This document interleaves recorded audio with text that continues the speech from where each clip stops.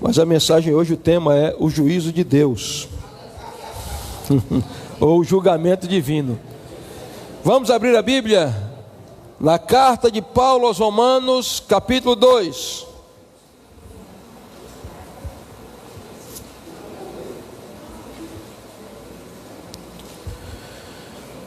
Romanos capítulo 2. Quem tem Bíblia aí e ama a Bíblia, levanta a tua Bíblia para me ver. Você é apaixonado pela Bíblia, olha que coisa linda. Filma aí alguém, tira a foto aí, todo mundo com a Bíblia levantada. Tira a foto, vou colocar. Hoje mesmo, olha aí. Ministério de Mídia, alguém está tirando foto? Tira foto. Sim, eu quero ver foto, para a gente colocar no... Olha que povo apaixonado pela palavra. Vamos baixar a Bíblia. Levanta de novo, que é para a Samira tirar a foto.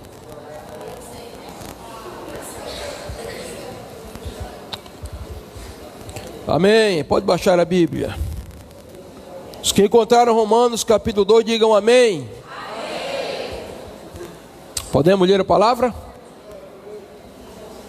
Vamos nos aquietar, todo mundo sentadinho, todo mundo caladinho, todo mundo olhando para a Bíblia agora.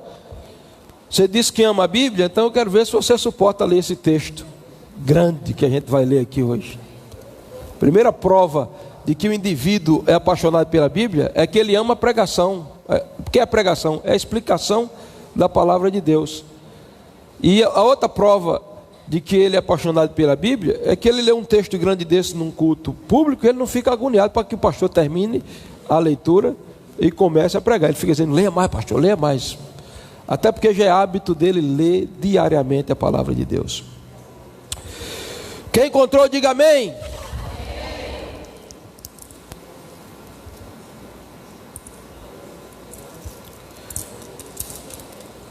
Então vamos lá, capítulo 2, Romanos capítulo 2, verso 1.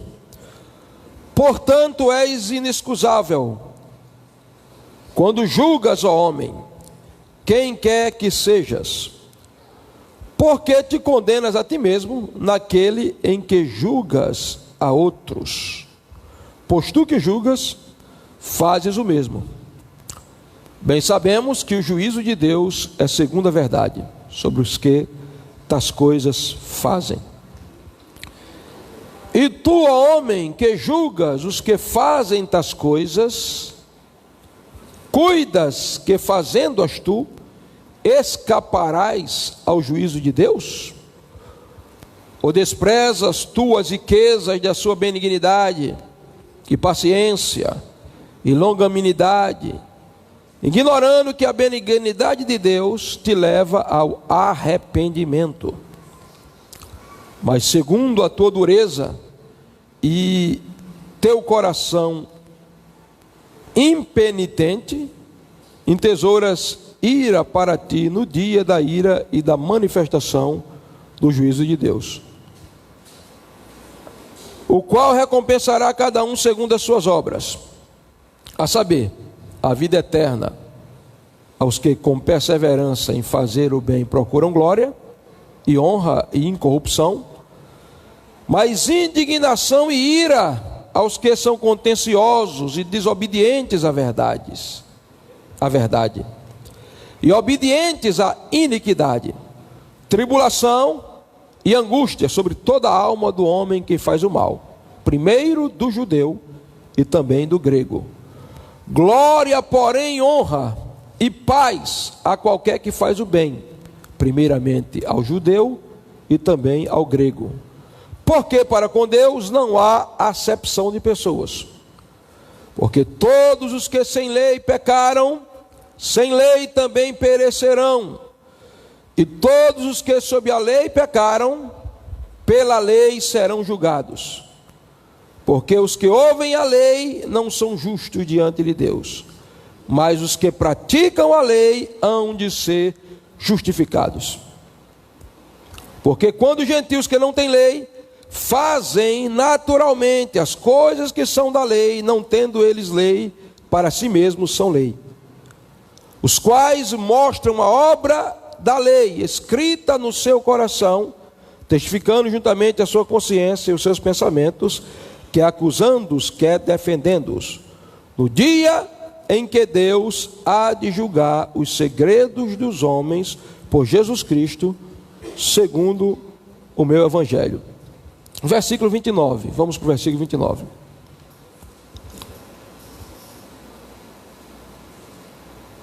Mas é judeu o que é interior, e circuncisão o que é do coração, no espírito, não da letra, cujo louvor não provém dos homens, mas de Deus. Mantenha a sua Bíblia aberta em Romanos 2, que nós vamos estar trabalhando alguns versículos aqui em Romanos 2. Evidentemente eu não vou poder pregar todos esses versículos, não tenho tempo para isso. Nós estaremos trabalhando o livro de Romanos, pegando algumas pinceladas e aquilo que é mais fundamental para a nossa edificação espiritual. Quantos se lembram da semana passada, qual foi o tema que pregamos? Quem lembra pode dizer, pode falar alto, por favor. Qual foi o capítulo que nós lemos e qual foi o livro que nós lemos na semana passada? Olha aí como o Evangelho. Você não viram? Eu mandei o esboço e o tema para os grupos de WhatsApp, né? Então qual foi o tema da semana passada? Qual foi o texto que lemos? Capítulo 1 de Romanos. No capítulo 1 de Romanos, nós mostramos que Paulo vai fazer a sua apresentação pessoal e ele vai dizer as suas qualificações: servo de Cristo, chamado para ser apóstolo, separado para o Evangelho. Depois ele vai dizer os privilégios da igreja de Roma: amado de Deus, chamados santos, chamados para ser de Jesus Cristo, e ele vai saudar a igreja com graça e paz. Por isso que aqui na Insegec nós saudamos com graça e paz. Essa era a saudação de Paulo. Hoje nós vamos tratar o capítulo 2, e o tema é exatamente esse: o julgamento divino. A primeira coisa que eu quero que você saiba é que Deus, apesar de ser amor, transpirar amor, viver amor, a essência dele é o amor, ele também é justiça. Então o Deus que ama é o Deus que pune e que julga. O Deus que ama, por causa da sua justiça, o seu amor não pode ultrapassar a sua justiça. E ele não vai alisar ninguém, não vai passar a mão na cabeça de ninguém. O Deus que ama, que se manifestou em forma humana através de Cristo, ele hoje é advogado, mas um dia será juiz. E a Bíblia diz que o seu juízo será sem misericórdia naquele dia. A Bíblia fala pelo menos em 3 grandes julgamentos. O julgamento do tribunal de Cristo, que os crentes comparecerão, não serão julgados pelos seus pecados, porque no tribunal de Cristo só os salvos comparecerão, mas serão julgados pelas suas obras. As obras serão testadas e haverá obras comparadas a ouro, a prata e a pedras preciosas para crentes. Haverá obras comparadas a palho, feno e madeira para crentes também. O segundo grande julgamento é o do capítulo 25 de Mateus, o julgamento das nações. Quando ele vier sentar no trono da sua glória, ele vai separar as nações como o pastor separa o bode das ovelhas. Do seu lado direito estarão as ovelhas, do seu lado esquerdo os bodes, e os irmãos dele, os seus irmãos que são judeus. E esse julgamento será de acordo com o tratamento que as nações tiveram no período da grande tribulação para com Israel. Então escute, uma nação que é contra Israel está fadada ao fracasso. Uma nação que após Israel está destinada ao futuro. Porque os judeus ainda são irmãos espirituais e biológicos de Cristo. E o terceiro grande julgamento será o juízo do grande trono branco, onde todos os ímpios serão julgados para serem condenados à eternidade sem Deus. Hoje nós queremos tratar do Deus que julga, que é juiz. E a primeira coisa que Paulo vai dizer, olhe para a sua Bíblia agora, Romanos capítulo 2, verso 1. A primeira coisa que Paulo vai dizer é que todo homem é indesculpável. É inútil o homem se desculpar diante de Deus. Olha aí como é que diz: porém és inexcusável quando julgas, ó homem. Olhe para mim agora. Qual é a palavra que está aí na tela? Leia para mim. Então, olhe para mim, diante do juiz que é justo, Cristo Jesus, diante de Deus, o grande juiz dos vivos e dos mortos, é inútil eu e você tentar nos desculparmos. Por quê, pastor? Porque naquele dia, ninguém vai dizer, eu não ouvi, eu não soube, eu não recebi. No dia do juízo final, não haverá desculpa de amarelo que é comer barro. Todo mundo estará diante dele sem desculpa. E Paulo vai exatamente mostrar que é indesculpável o homem ser julgado, porque Deus se revelou de duas maneiras para a humanidade. Veja, Romanos capítulo 1, Bíblia aberta, acompanhando comigo. Veja, Romanos capítulo 1, versículo 20. Olha o que é que Paulo diz: porque as suas coisas invisíveis desde a criação do mundo, tanto o seu eterno poder como a sua divindade, se entendem e claramente se veem pelas coisas que estão criadas, para que eles fiquem inexcusáveis ou indesculpáveis. A humanidade não terá desculpa diante de Deus, sabe por quê? Porque Deus primeiro se revelou na revelação geral. O que isso quer dizer? Alguém pode dizer, eu não creio em Deus porque não me falaram de Deus. Não existe isso. A criação aponta para um Criador. Só existe relógio porque existe relojoeiro. Só existe blazer porque existe alfaiate. Só existe sapato porque existe sapateiro. Só existe criação porque existe um Criador.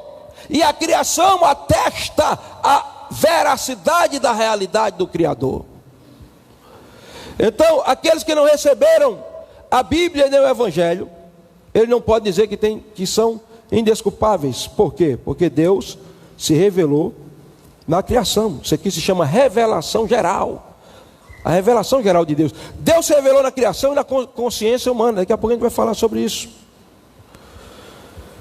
Não há desculpa para o gentio, para o pagão, para o que nunca ouviu falar do Evangelho explicado, para o que nunca recebeu a Bíblia na mão, porque a natureza é um testemunho.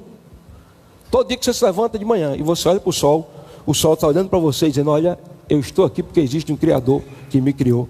O sol é um grande pregador que todas as manhãs está dizendo, eu estou aqui porque tem alguém muito mais poderoso do que eu que me colocou aqui. Toda noite que você sai de casa e olha para a lua e para as estrelas, elas estão dizendo, eu estou aqui porque alguém me colocou, alguém me criou.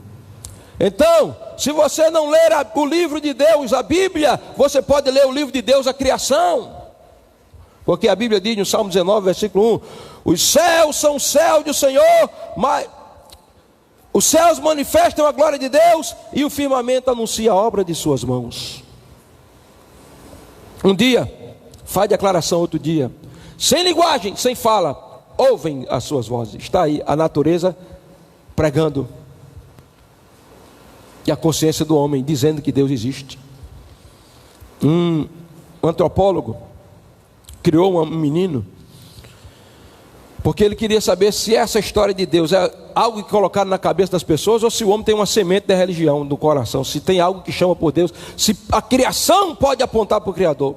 Então ele criou esse menino sem contato com religião nenhuma, com fé nenhuma. Ele nunca falou de fé, nem de religião, nem de Deus para o menino. E o menino foi crescendo. Quando o menino tinha uns 7 anos de idade, ele acordou de manhã e ele observou que o menino tinha saído para fora da casa. E o menino estava olhando para o sol e estava dizendo, sol, diga ao seu Criador que eu quero conhecer você. Isso deu lugar a um livro chamado Fator Melquisedeque. Você pode procurar no Google, você vai encontrar lá, Fator Melquisedeque, que quer dizer, mesmo sem a revelação especial que é a Bíblia, na revelação geral, Deus está se manifestando para os homens, portanto, não há desculpa. Não há desculpa. O pagão, o gentio, não tem como se desculpar, porque o texto está dizendo, olha, as coisas invisíveis, a eternidade de Deus, a divindade de Deus, a onipotência de Deus, a onisciência de Deus, a onipresença de Deus, a glória de Deus, a grandeza de Deus, o amor de Deus, a misericórdia de Deus, a graça de Deus, tudo isso está revelado aqui, ó, nas coisas que foram criadas.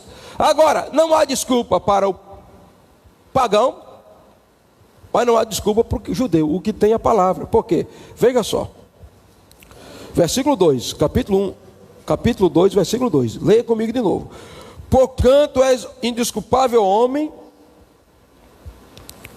quando julgas, és indesculpável homem. E aí, se ele fala em Romanos 1, versículo 20, que Deus se revelou na criação, veja aí Romanos 3,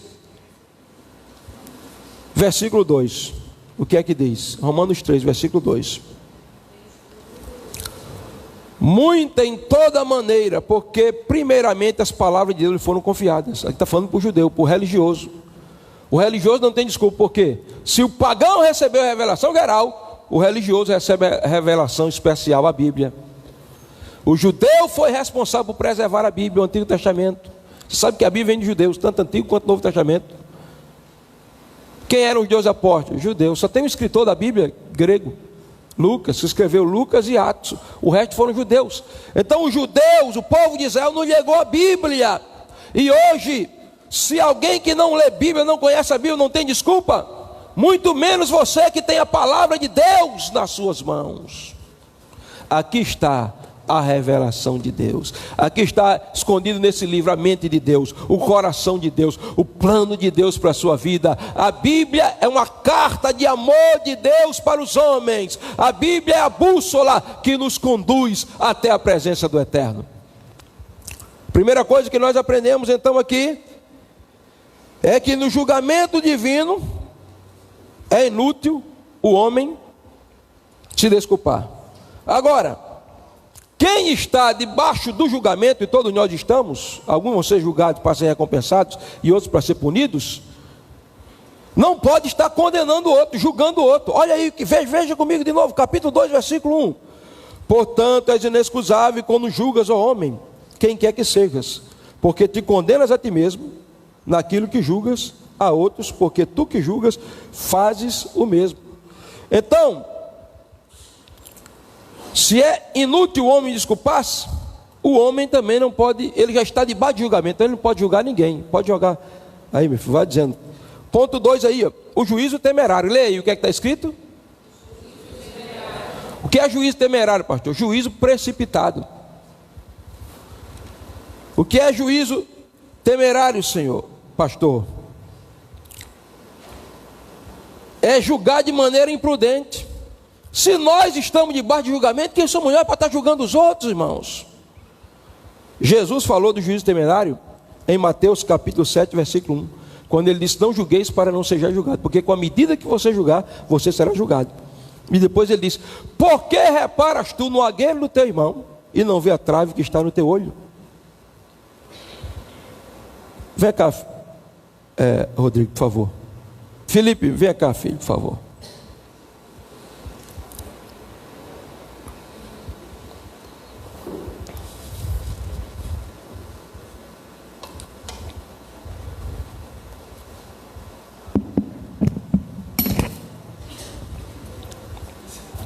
Fica aqui, de frente para Felipe. Coloca isso aqui no olho. Agora, nos dois olhos. Vem para cá. Tente tirar um cisco do olho dele. Fique tentando tirar um cisco do olho dele. Olha aí, olha o que Jesus está dizendo. Como é que você vai olhar para o cisco do olho do teu irmão quando tem uma trave no teu olho, meu irmão? Como é que você fica olhando os defeitos do teu irmão, julgando o teu irmão, quando os teus defeitos são tão escabrosos, são tão terríveis? Como é que eu posso dizer, eu vou tirar o olho, eu vou tirar o cisco do teu olho dele? Eu vou tirar o cisco do teu olho. Mas a trave no olho dele. Queridos, nós somos muito bons para julgar os outros, apontar os outros, ó, aqui, ó. Quando eu estou apontando os outros, olha, eu estou me direcionando para ele, mas tem 3 dedos apontando para mim, o outro apontando para o céu. Como eu posso julgar os outros se eu mesmo estou sendo julgado? E eu estou tomando o lugar do juiz, que é Deus. Trave no olho, tira cisco do olho do irmão. Meu irmão, examine-se, pois, o homem a si mesmo, e assim coma desse pão e beba desse cálice. É o autoexame. Aí tem gente pregando aí, eu pregando aí, tem gente dizendo: olha, essa palavra é para o irmão, é para você. Olha, tira a trave do olho para depois olhar para o cisco do teu irmão. Muito obrigado, vocês dois aí. Aí ninguém vai aplaudir, eu sei. Tudo bem. Estão se autoexaminando. Eu disse que hoje não vamos falar sobre o juízo de Deus.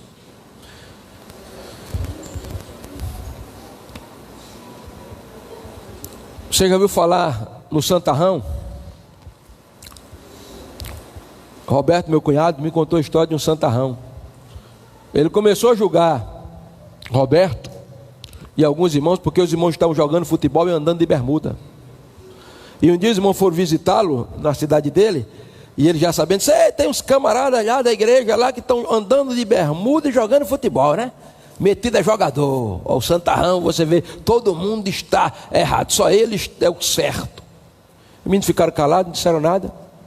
Depois se descobriu que o santarrão, que não andava de bermuda e nem jogava futebol, estava vivendo com outros rapazes da igreja. Ele era homossexual, estava vivendo como homossexual. Tentava tirar o agueiro do olho dos outros, quando uma trave estava no olho dele. O santarrão, irmãos, ele é hipócrita. Por quê? Porque o santarrão, ele julga pela aparência, e ele não se autoanalisa. Veja o que é que Paulo está dizendo. Porque és inexcusável quando julgas, ó homem, quem quer que seja. Porque te condenas a ti mesmo naquilo que julgas a outro. Porque tu que julgas, faz o mesmo. O indivíduo julga, mas ele faz o mesmo, eu iria além de Paulo, faz pior, meu irmão. Faz pior. O que julga pela aparência, julga de maneira hipócrita. Porque olha o que Paulo vai dizer aqui no capítulo 2, veja comigo. Verso 19, capítulo 2, verso 19. Confia que és guia de cego, luz dos que estão em trevas. Olha aí o santarrão, como é que ele se encontra aqui. O moralista hipócrita, o falso moralista. Ele diz que ele é instrutor de nécios. Ele é o único que está com a razão, ele é o único certo, ele é o único que sabe tudo, o resto é tudo nécio, ninguém sabe nada. Todo mundo é obtuso, é burro, porque ele é guia de cego. Todo mundo está nas trevas, só ele que está na luz, só ele que conhece, o resto não conhece. Olha o que é que Paulo diz: ensinas a outro e não te ensinas a ti mesmo. Tu que pregas que não se deve furtar, furtas. E Paulo está aqui falando dos 10 mandamentos. Ele diz, não furta, mas ele furta. Tu que ensinas a outro, não te ensinas a ti mesmo. Porque tu pregas que não deve furtar, furta. Tu que dizes que não se deve adulterar, adulteras. Tu que abominas os ídolos, comete sacrilégio. Tu que te gloria na lei, desonra da lei pela transgressão da lei. Então ele tem uma capa, irmão. Ele tem uma máscara. A palavra hipócrita quer dizer aquele que tem uma fantasia. Mas eu quero dizer que diante de Deus toda máscara vai cair. Pode demorar um pouco, mas vai cair. Não adianta tentar tapar o sol com a peneira. O moralista, hipócrita, julga todo mundo pela aparência. É como camarada. E ele, além dele julgar todo mundo pela aparência, ele julga ele próprio, porque ele está cheio de razão, mas ele diz uma coisa, prega uma coisa, quando ele desce do púlpito ele é outra pessoa. Quem convive com ele sabe quem ele é. Diz que um camarada era lenhador, e ele acordou pela manhã e procurou o machado dele, não encontrou. E ele olhou para o lenhador, colega dele que estava do lado dele, e ele começou a pensar: ele tem cara de ladrão de machado, ele fala como ladrão de machado, ele tem um comportamento de ladrão de machado, e ele é um ladrão de machado. Quando ele acabou de pensar isso aí, ele olhou de lado e o machado dele estava escondido no canto. Então muitas vezes nós estamos condenando os outros pela aparência, quando nós mesmos estamos sendo condenados, porque naquilo que nós julgamos os outros, nós somos julgados porque nós fazemos pior do que o que os outros faziam. Está aqui, ó, o moralista judeu, ele condenava o adultério, mas ele adulterava. É por isso que quando trouxeram aquela mulher adúltera, arrastando pelos cabelos diante de Jesus, ele disse: está aí, Jesus, na lei de Moisés está escrito que as tais serão apedrejadas, o que é que o Senhor vai fazer com ela? E Jesus, ó, escrevendo no chão. E eles: e aí, Jesus, vamos aturar. Foi pegado em adultério. Primeiro era para adulterar o homem e a mulher, eles só pegaram a mulher. Preconceito. Eles queriam colocar Jesus num beco sem saída, colocar Jesus no canto da parede. E Jesus não dizia nada. Depois Jesus olhou para ele e disse: quem não cometeu pecado? E no original está assim, de acordo com o comentário que eu li. Se alguém cometeu, se o comentário está errado, não tenho culpa. Quem não cometeu pecado, inclusive quanto dela chega o primeiro a tirar a pedra. E a Bíblia diz: dos mais velhos, que a consciência doeu mais, porque tinha pecado mais, aos mais novos, foram saindo todos. Ficou só a mulher e Jesus. E Jesus olhou para a mulher e disse: cadê os teus acusadores? Nenhum deles te condenou? Nenhum, Senhor. Jesus disse: eu também não te condeno. Vai em paz e não peques mais. Os conhecedores da lei eram os que transgrediam a lei. Eu disse: vai em paz e não peque mais, porque Jesus não vai condenar você pelo seu pecado. Ele vai absolver o seu pecado. Agora, depois do seu pecado absolvido, você não vai viver mais uma vida de pecado, porque pecado e cristianismo não combina. Onde a palavra de Deus entra, se instaura a santidade de Deus. E o cristão verdadeiro não é só aquele que vive lutando contra o pecado. O que teve uma experiência verdadeira com Jesus, ele tem nojo do pecado, ele tem ódio do pecado, ele odeia o pecado, porque ele está envolvido pela santidade de Deus. Pode dizer um amém? Agora veja, eles diziam que não se deve furtar, e eles entravam no templo dos ídolos e arrancavam o ouro que tinha no templo dos ídolos e levavam, no dizer de Paulo, sacrilégio. Outro dia eu estava assistindo uma reportagem de um cara que estava dando aula de ética. Ele era professor de ética, ensinava nas faculdades, ensinava para muita gente sobre ética, até que se descobriram que ele era um estelionatário. O professor de ética era um estelionatário, disse certo. Então, queridos, nós vamos ficar dizendo que o lençol da vizinha é amarelo e sujo, quando quem está sujo é o nosso óculos ou o espelho da nossa casa. Vocês conhecem essa história, né? A mulher todo dia se levantava de manhã, olhava pela vidraça da casa dela e os lençóis amarelos da vizinha, e ela dizia: veja, que mulher relaxada, lençóis amarelos de sujo. Até que um dia ela contratou uma mulher para fazer uma faxina na casa dela, e a mulher fez a faxina geral, e quando ela chegou de casa, que ela olhou pela vidraça, para o lençol da vizinha, hoje ela criou coragem, está alvo e branco os lençóis. Aí a empregada disse: não, senhora, não tem nada a ver com o lençol dela não, era a vidraça que está toda suja aqui, eu limpei. Então muitas vezes a gente está olhando para o lençol sujo da vizinha, quando quem está sujo é a nossa vidraça. É inútil o homem desculpar-se diante de Deus. Quando eu julgo os outros estando em pecado, eu estou julgando a mim próprio. Agora, queridos, existem 3 meios pelos quais Deus julga, aqui em Romanos. 3 meios pelos quais Deus julga. Vamos ver quais são eles. Essa é uma mensagem para refletir, viu?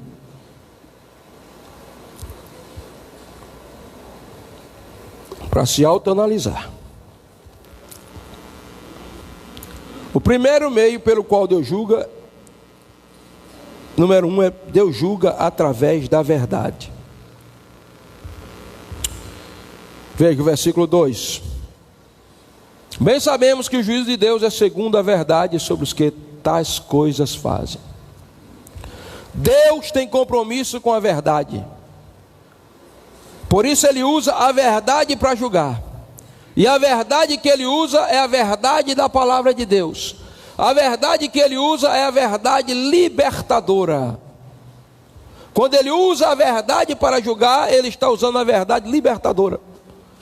Quais são aqueles que no juízo serão recompensados, galardoados ao invés de ser condenados. São aqueles que tiveram encontro com a verdade, e porque tiveram encontro com a verdade foram libertos. E como se deu esse encontro? Sempre a gente cita assim: conhecereis a verdade vos libertará. Mas a gente não vê o versículo 31.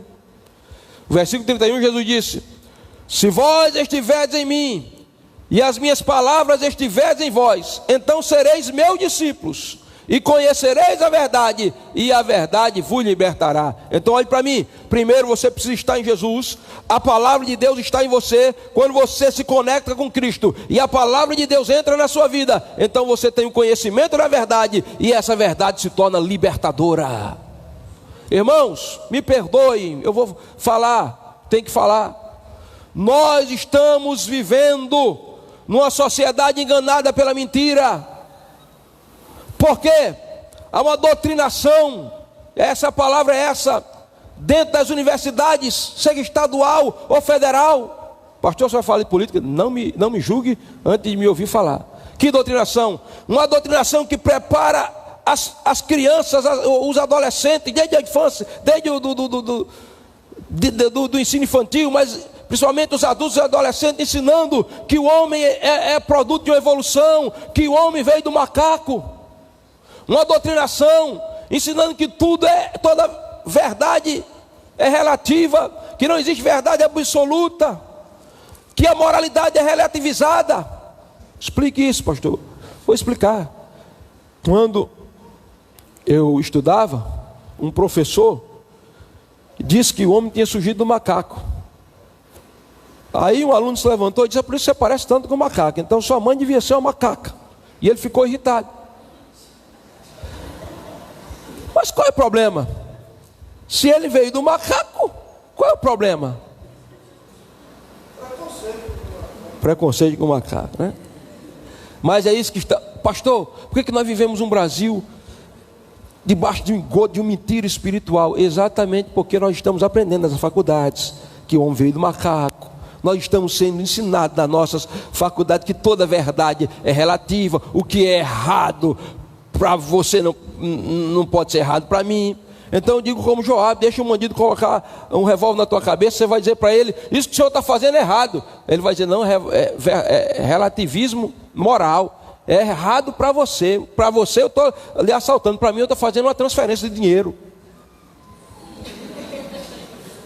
Não existe verdade absoluta, inclusive o que tu está dizendo, abestalhado. Deixa eu te dizer, o julgamento de Deus será pela verdade, o julgamento de Deus será através da verdade. Um dia esses falsos ideologistas e essas falsas ideologias estarão diante do tribunal de Deus, e lá a verdade se exporá e a mentira cairá por terra. Agora deixa eu te dizer, se você encontrou Cristo, não anda na mentira, não, sua vida não chegou a mentira, não finja que é cristão, não coloca uma capa aqui na igreja e seja uma pessoa completamente diferente lá fora, porque isso é mentira. Se você está em Cristo, Cristo está em você, você recebeu as palavras dele, e porque você recebeu a palavra dele, você recebeu o conhecimento, e o conhecimento te liberta, porque conhecereis a verdade, disse Jesus, e a verdade vos libertará. Então não combina um filho de Deus andar com mentira, porque mentira é coisa de Satanás. E os mentirosos são filhos do diabo. O diabo só tem uma paternidade, a paternidade dos pais dos mentirosos.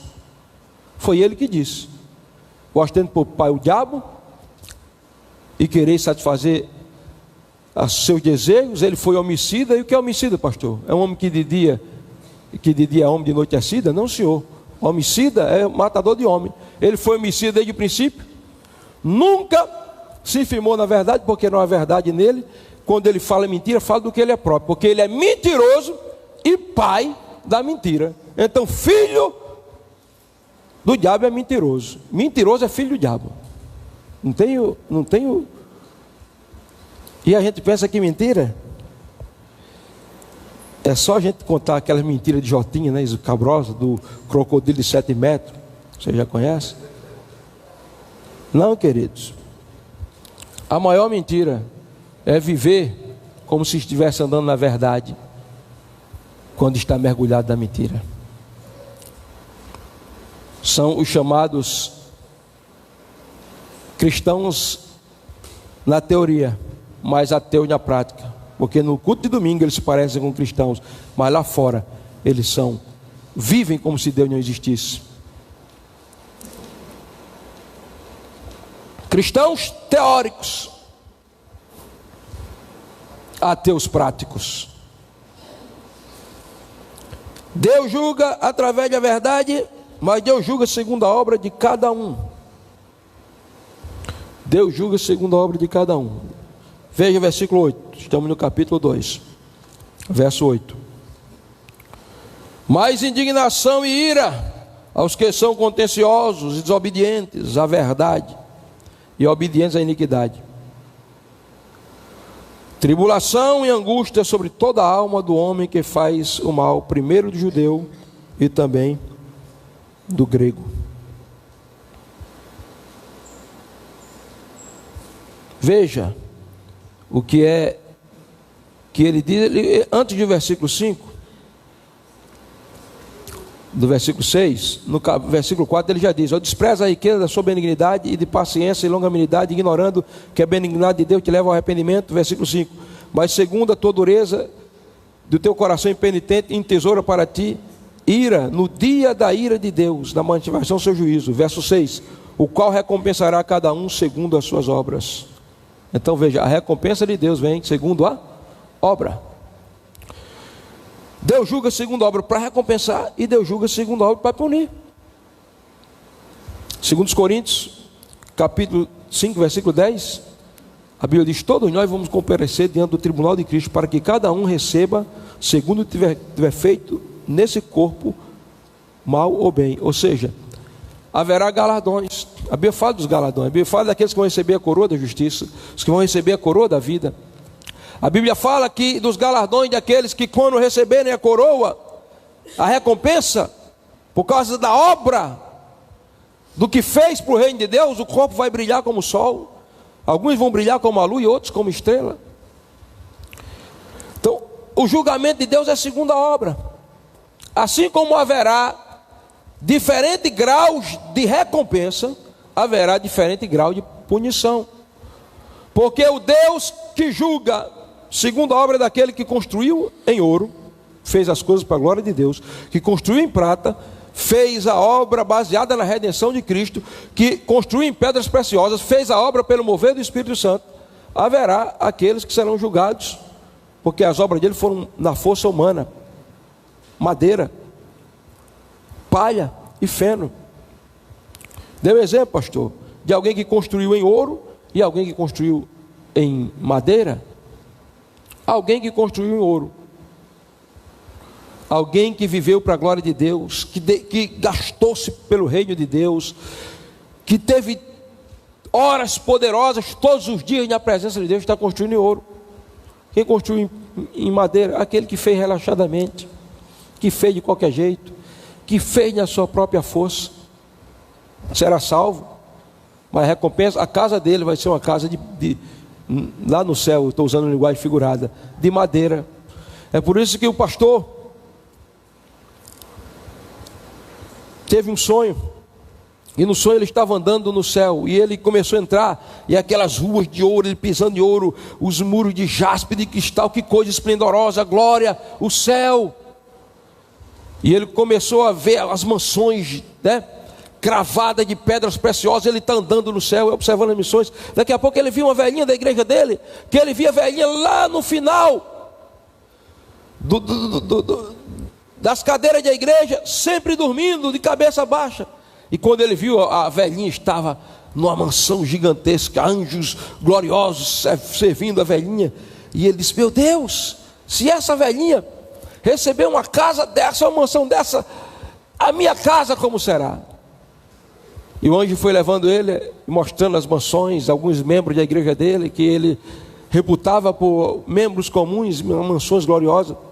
Até que ele viu uma casa toda de madeira e de palha, uma casa praticamente inacabada, velha. E o anjo disse: ali está a sua casa. E ele disse: é o que, seu anjo? Ali está a sua casa. Mas, seu anjo, o senhor está enganado. Não, a sua casa é essa aqui. O senhor está enganado. Eu passei ali e vi a casa daquela velhinha que ficava só dormindo lá no final dos bancos. E ela está na mansão. Eu disse: não, você não entende, aquela velhinha não estava dormindo não. Você sabe as almas que aceitavam quando você pregava no domingo? Era o choro daquela velhinha. Aquela velhinha sempre orava de madrugada, e quando você via ela de cabeça baixa, ela não estava dormindo, ela estava chorando. E tem uma coisa, aqui a gente constrói com material que é enviado de lá, e ela mandou para cá ouro, prata e pedra preciosa. Mas você, com a sua filosofia e teoria, e sem ter uma vida envolvida verdadeiramente no reino de Deus, mandou para cá feno, palha e madeira. Que recompensa você vai querer ter? Porque naquele dia o juízo de Deus será de acordo com a obra de cada um. Jesus contou a parábola de um homem que disse aos seus servos: eu vou viajar, não sei o dia que volto, mas quero ver vocês trabalhando de maneira muito dedicada. E um dos capatazes, trabalhando lá, começou a relaxar. Eu não sei que hora o meu senhor vem. E sabe o que ele fez? Ele começou a espancar os conservos dele.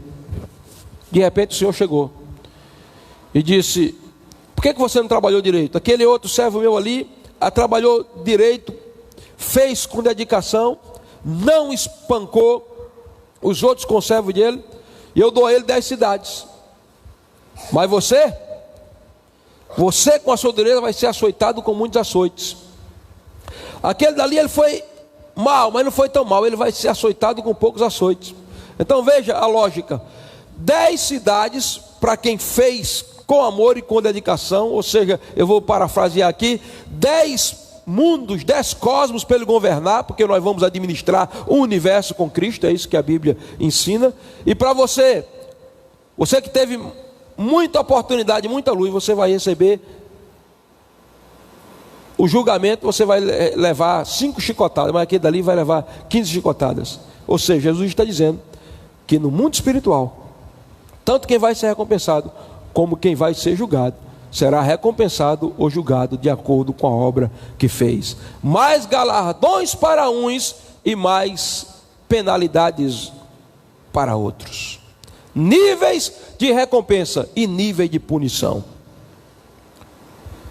Agora, o Deus que julga através da verdade, o Deus que julga segundo a obra de cada um, de acordo com Paulo, é o Deus que julga conforme a lei. Veja comigo aí no versículo 12, Romanos 2:12, veja comigo.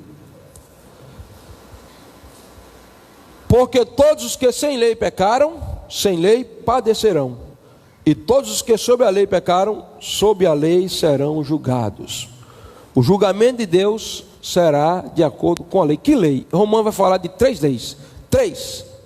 A primeira lei que Romanos vai falar é a lei moral. Veja comigo Romanos, abra sua Bíblia agora em Romanos, capítulo 13.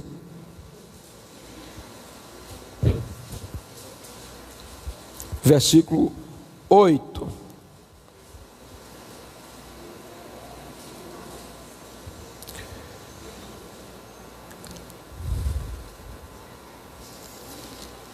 Romanos capítulo 13, verso 8. Paulo vai falar da lei moral. Veja comigo. A ninguém devais coisa alguma, a não ser o amor, com que vos ameis. Amai-vos uns aos outros, porque quem ama aos outros cumpriu a lei. Ou seja, cumpriu aqui no sentido de alcançou o objetivo da lei. Qual é o objetivo da lei, dos 10 mandamentos? É o amor. Por que Jesus sintetizou os 10 mandamentos em 2? Ele disse que os 10 mandamentos, em primeiro lugar, é amar a Deus sobre tudo. Em segundo lugar, amar ao próximo como a si mesmo. E Paulo continua dizendo, ele vai dizer, verso 10: o amor não faz mal ao próximo, de sorte que o cumprimento ou o objetivo da lei é o amor. Isto digo, conhecendo o tempo. Aí no versículo, vamos adiantar aqui, no versículo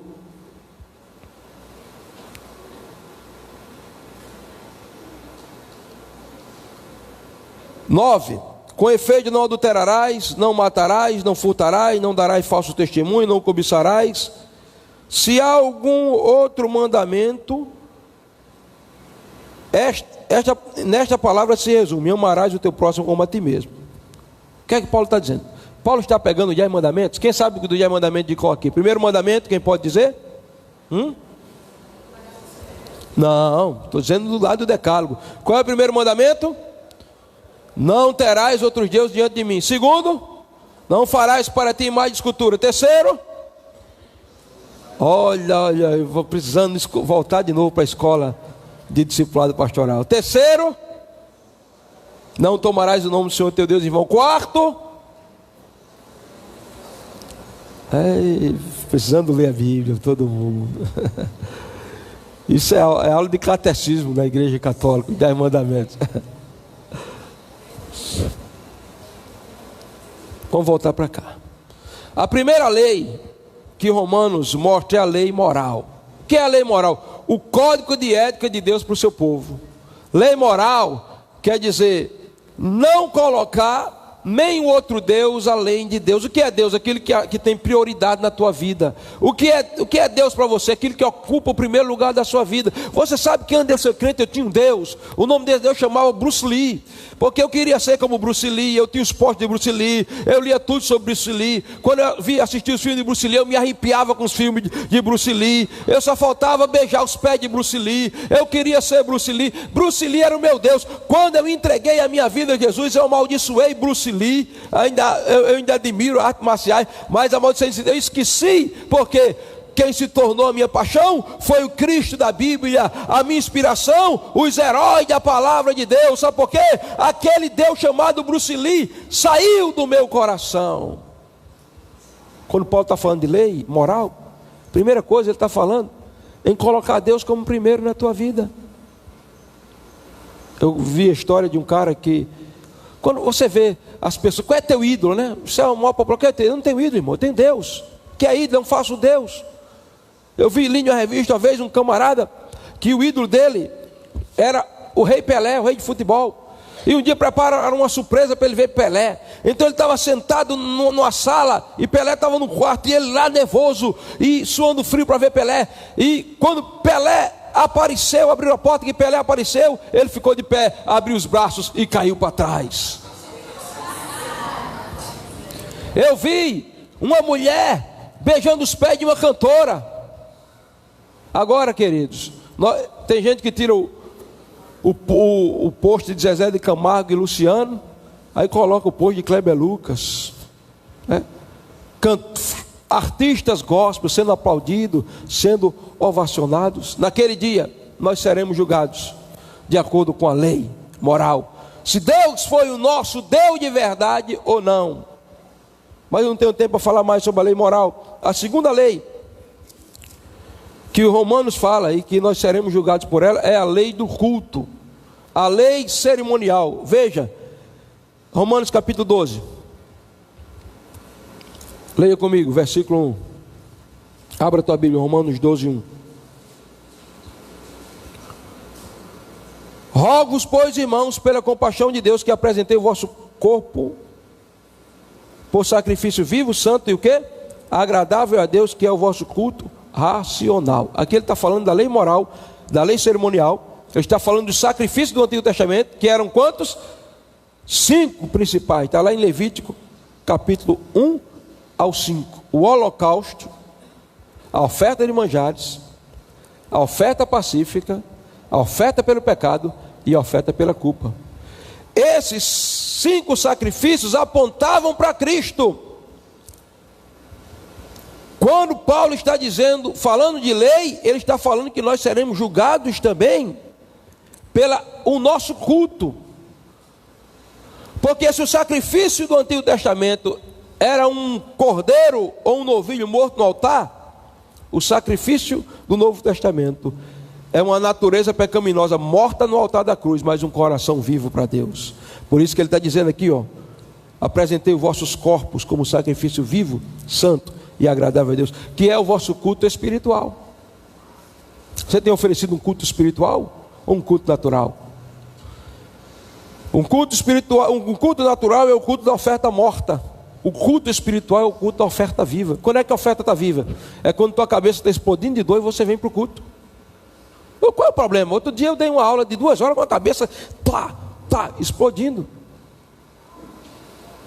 Quando é o sacrifício vivo? Qual é o sacrifício vivo, pastor? É quando está faltando dinheiro, você não tomou café da manhã, nem almoçou, só fez e nem jantou, mas você vem para o culto. É um sacrifício vivo. Aí você diz, pastor, extremismo. Extremismo? Deixa eu contar uma história para você. A apóstola Maurício Milhomos, quando ela era missionária na África, e ela começou numa igreja, e a igreja não tinha piso, eram 2 paredes, não tinha teto. E tinha um irmão lá que estava tuberculoso. Agora veja, o irmão tuberculoso ia para o culto, exposto ao sereno. E a apóstola disse, irmão, não faça isso. Pelo amor de Deus, o senhor vai morrer. Eu disse, não, apóstolo, pastor, missionária Valnice, eu não posso estar em casa enquanto a igreja está reunida. E ela disse que aquilo foi como uma tapa na cara dela. Era como se ele tivesse dito, aprenda aí, missionária sem fé. E ela disse que aquele irmão desapareceu por alguns dias, e depois apareceu no culto sem tossir mais, sem problema de tuberculose nenhuma. Mas irmão, o problema, fui curado. Mas como é que você foi curado? Eu fui visitar uns parentes meus, por isso que eu estava ausente alguns dias, e eu ia pregar para ele, mas quando ia pregar, eu queria pregar.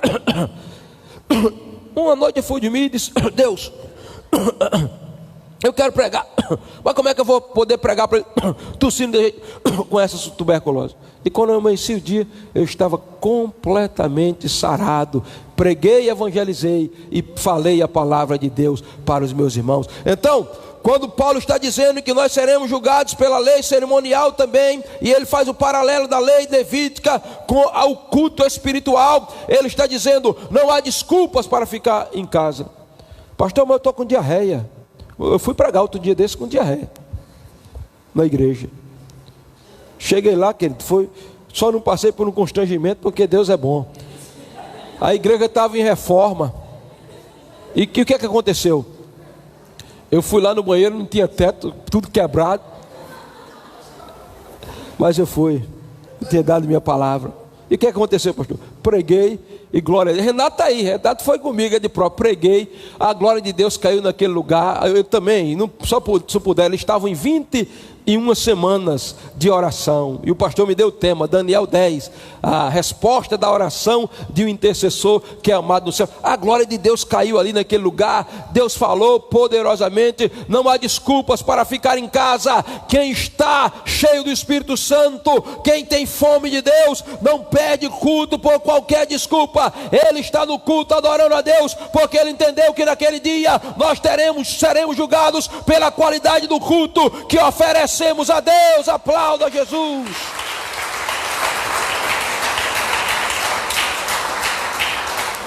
Agora, cada um anda na fé e na luz que tem, né? Se você não está segurando, é melhor não vir para não passar constrangimento. Venha pela fé.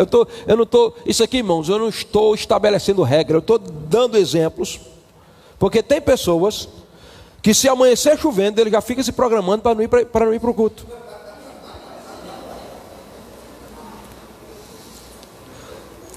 Olha, quando eu me apaixonei por Jesus, eu estava no culto matutino todos os dias, no ciclo de oração, eu estava lá com as irmãs, elas me chamavam coluna do ciclo de oração. No evangelismo, eu estava dentro do evangelismo. Escola bíblica dominical, eu não perdia. Quantas vezes eu fui dentro do mato, andando dentro do mato. Eu me lembro que uma vez eu vi uns cavalos correndo, pensava que era boiada. Eu tentei correr, não dava tempo, pulei a cerca, caí dentro das tamiaranas. Eu e o irmão Luiz, ficamos todos entabuados de tamiarana e de urtiga, mas fazíamos com alegria. Quantas vezes eu vinha com a boca de ferro nas costas, a chuva, a lama, dentro dos matos, eu ia fazer com alegria. Por quê? Porque eu estava entendendo o que Paulo disse: apresentei os vossos corpos por sacrifício vivo, santo e agradável a Deus, que é o vosso culto racional. Seremos julgados pela lei cerimonial, pela lei do culto naquele dia. Hoje, irmão, hoje, como diz o pastor Wagner, se for aniversário do cachorro da boneca, Tem gente que não vem para a igreja porque é o aniversário do cachorro da boneca.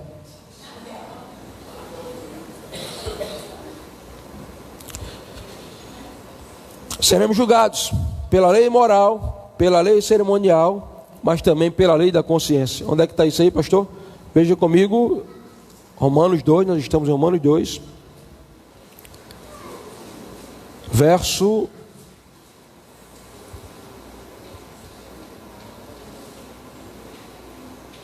14. Porque quando os gentios que não têm lei fazem naturalmente as coisas que são da lei, não tendo eles lei para si mesmos, são lei. Verso 15.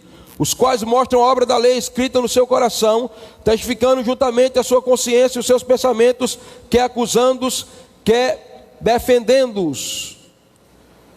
No dia em que Deus há de julgar os homens, segundo o meu evangelho. Eu perdi aqui o versículo da lei da consciência, mas vou encontrar ela para ele estar por aqui.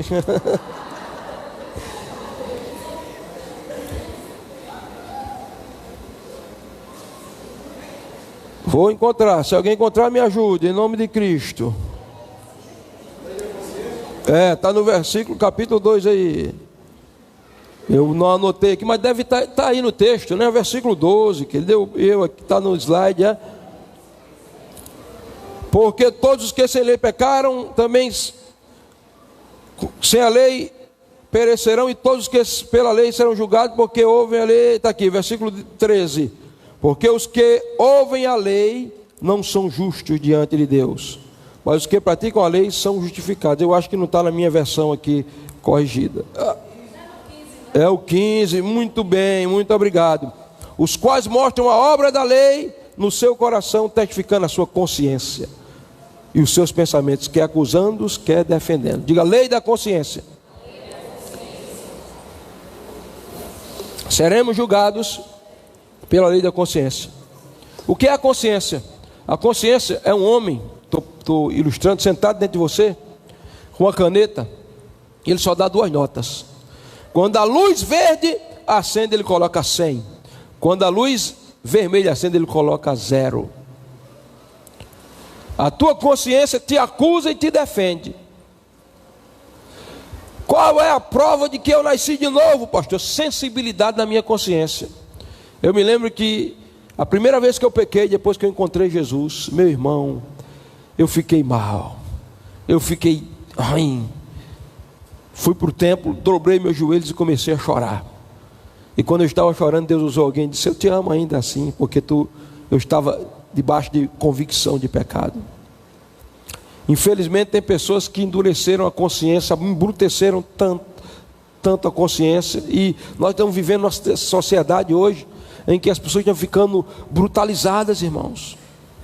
O camarada esquarteja o camarada, espeta um pedaço do corpo dele, queima no churrasco e fica dizendo que está fazendo. Vocês veem isso aí? Uma sociedade cuja consciência está se tornando cauterizada. A maior prova de que você é um cristão é a sensibilidade da sua consciência. Se você peca, isso não causa dor a você, tristeza a você. Se você peca, isso é a coisa mais natural do mundo. Me perdoe, mas eu tenho que dizer, você ainda não entregou a tua vida a Jesus. Porque quando nós entregamos a nossa vida a Jesus, isso não quer dizer que nós nunca pecaremos, mas nós não viveremos uma vida de estilo pecaminoso. Todas as vezes que pecarmos, a luz vermelha acenderá e a nossa consciência nos condenará e nos acusará, e correremos para os pés de Jesus e choraremos na presença dele até que o seu sangue nos purifique de novo de todo o pecado. Amém, queridos? Vamos partir para o final da mensagem. Terceiro e último tópico: todos estão debaixo de condenação. Note, a gente falou do julgamento divino, é o inútil homem desculpar-se. O juízo pode ser temerário. Falamos dos 3 meios pelos quais Deus julga o homem: julga através da verdade, julga segundo a obra, julga conforme a lei, lei moral, lei cerimonial, lei da consciência. Todos estão debaixo de julgamento. O versículo 7 do capítulo 2 vai dizer exatamente isso: a saber, a vida eterna aos que perseveram em fazer o bem, procuram glória e honra em corrupção, mas indignação e ira aos que são contenciosos, desobedientes à verdade e obedientes à iniquidade. Tribulação e angústia sobre toda a alma do homem que faz o mal, primeiro do judeu e também do grego. O que é que Paulo está dizendo? Todos estão debaixo de julgamento. Uns para serem absolvidos e outros para serem condenados. Quais serão os que serão absolvidos? Os que perseveram em fazer o bem. Você tem perseverado em fazer o bem? Qual é fazer o bem, pastor? É dar uma esmola? É também. É ajudar o desfavorecido na sociedade? É também, faz parte. Agora, o maior bem que alguém pode fazer é levar a palavra de Deus ao homem. É ensiná-lo as verdades da palavra de Deus. Você faz o bem ou você faz o mal? Se você faz o bem, haverá recompensa para você. Uma moça estava assistindo uma palestra e o indivíduo estava ensinando sobre o comunismo. E ele se levantou e viu um homem maltrapilho, mal vestido. E ele disse: o comunismo pode colocar uma roupa nova nesse homem. E ele estava contradizendo o comunismo com o cristianismo. A moça se levantou e disse: é verdade, o comunismo pode colocar uma roupa nova desse homem, mas o cristianismo pode colocar um homem novo dentro dessa roupa velha. O maior bem que você pode fazer a alguém é ensiná-lo a palavra de Deus, porque você irá tirá-lo da condenação eterna se ele entregar a sua vida a Jesus. Alguém entendeu? Diga amém.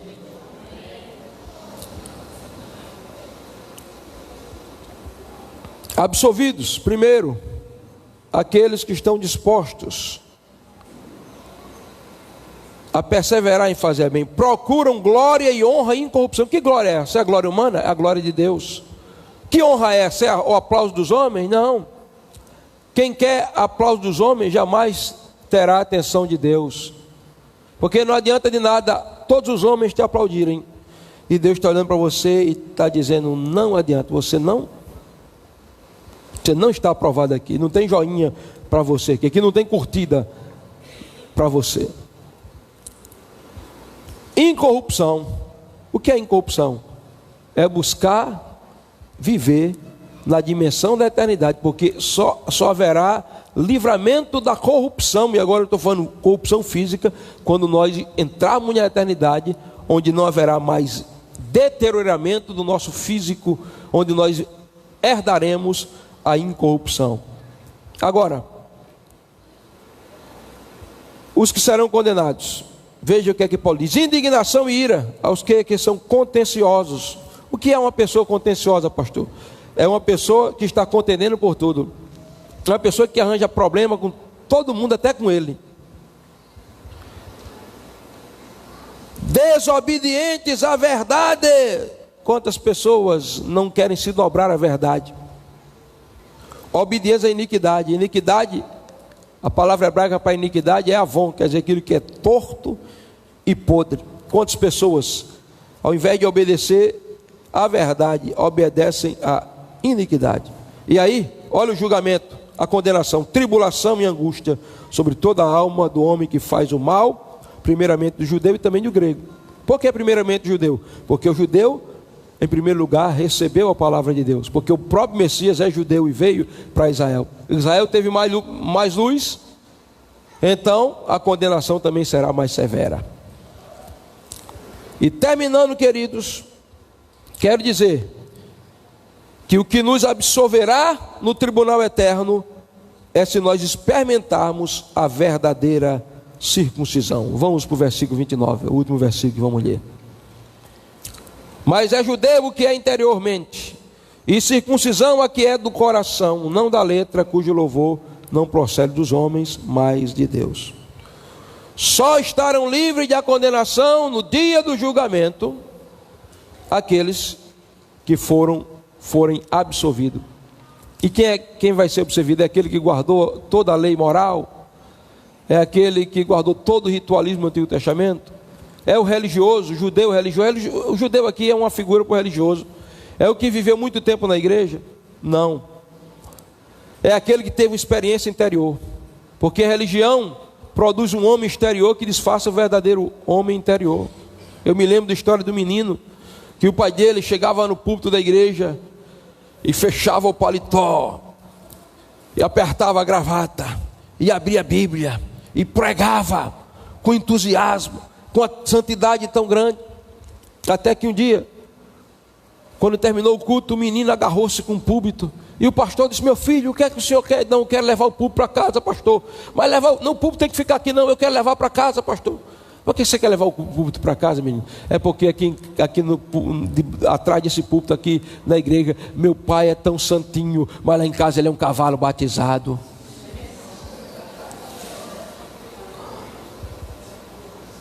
Não adianta religião sem transformação. Não adianta ortodoxia sem praticidade. O que é essa história de circuncidar o coração, pastor? A circuncisão era o sinal de que alguém tinha uma aliança com Deus. Deus deu a circuncisão a Abraão, Gênesis capítulo 17, a partir do versículo 8. Ao 8º dia, todo menino tinha que fazer uma cirurgia de fimose, para você entender. E aquela marca ficava no menino, e quando ele crescesse, ele, na relação marido e mulher, ia produzir outro filho. E o outro filho tinha que ter aquela marca. Era um sinal na carne de que ele era marcado ao 8º dia. Paulo está dizendo: essa circuncisão aí hoje não adianta nada. Paulo diz: circuncisão é que é do coração. E Paulo está citando aqui Jeremias capítulo 4, versículo 4, quando Deus disse: naquele dia eu circuncidarei o coração de vocês. O que Paulo está dizendo? Paulo está dizendo: não adianta ter uma marca na carne, não adianta ter uma aparência de cristão, de religioso, se o teu coração não for tocado. Não adianta ter religião sem coração. A transformação vem quando o Espírito Santo fere o nosso coração com a ferida de fome e de amor por Deus, e nós somos transformados por dentro e não... Nós somos transformados por dentro e não somente reformados por fora. Vamos ficar de pé nessa hora.